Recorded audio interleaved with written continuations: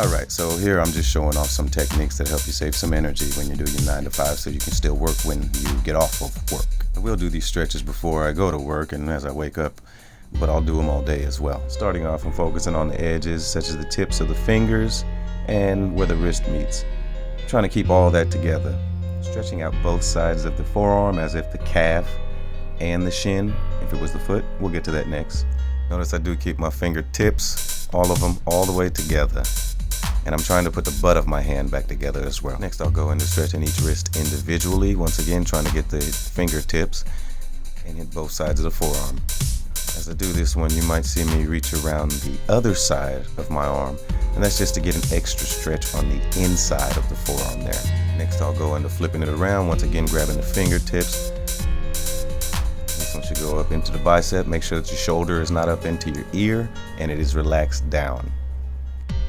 Of course, always stay symmetrical, always hit both sides, no matter what, even if you don't have time. It only takes a few seconds, right?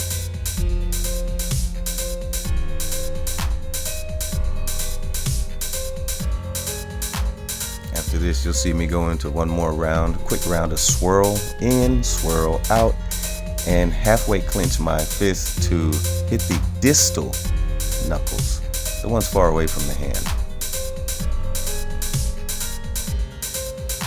Into the legs or ankles or shins and calves.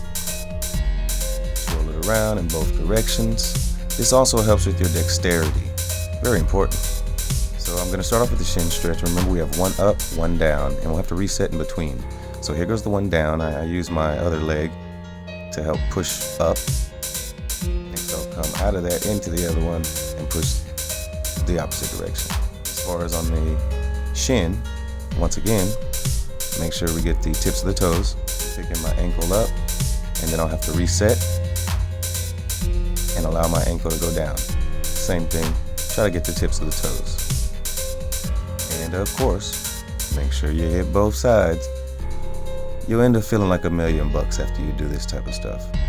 So, once again, using my other hand and my other leg to help support and act as fulcrums.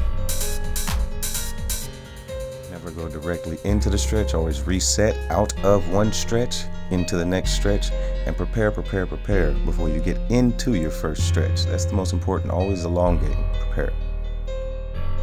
Lastly, one of the most important things to do when you are at work, standing around or just sitting around, make for certain to stay off of your heels. That goes up your spine and will drain you. Inside your shoes, it should look like this, which nobody will even notice because outside of your shoes, it's just a hair off the ground. That's it. Secrets revealed. This is how I compete. If everybody's doing this, I probably can't compete.